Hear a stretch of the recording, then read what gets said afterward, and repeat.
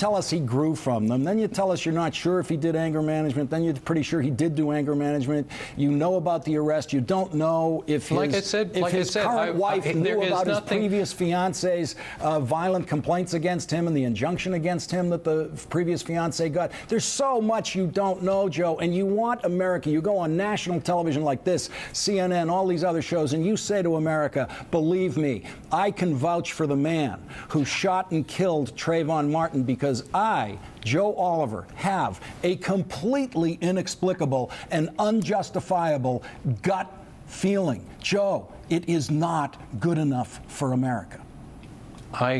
It is good enough for me. Okay. You can't even say that it predates what you know of him, because you say you know him for the last 6 years. That is a period over which he has called 911 on people in his community for 46 times. Did he talk to you about any of those 46 times that he called 911 on people in that community, yes or no?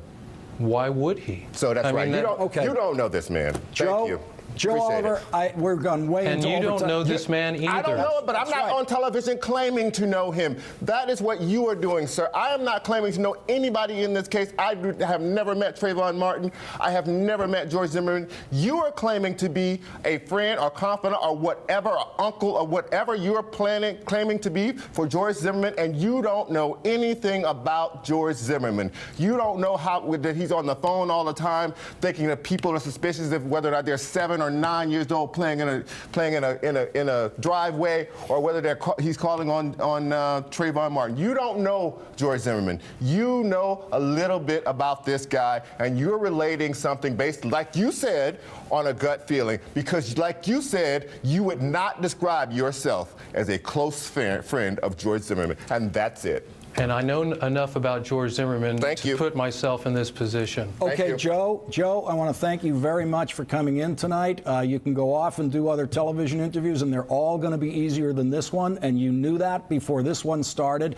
I appreciate you coming in and doing this tonight. It was more than the lawyer representing George Zimmerman was willing to do last night. He ran out of that chair that you're sitting in tonight, and I thank you very much for staying with us and doing this extra time with us tonight. Joe Oliver, I think you've clarified a lot about what your position on this comes from. Joe, thank you very much for joining us. You're welcome. Okay. We're going to take a break right here. We're going to be back with our panel. We're going to be joined by Jonathan Capehart, Natalie Jackson, who's one of the attorneys for the family, and, of course, Charles Blow, and we will get to Rachel Maddow.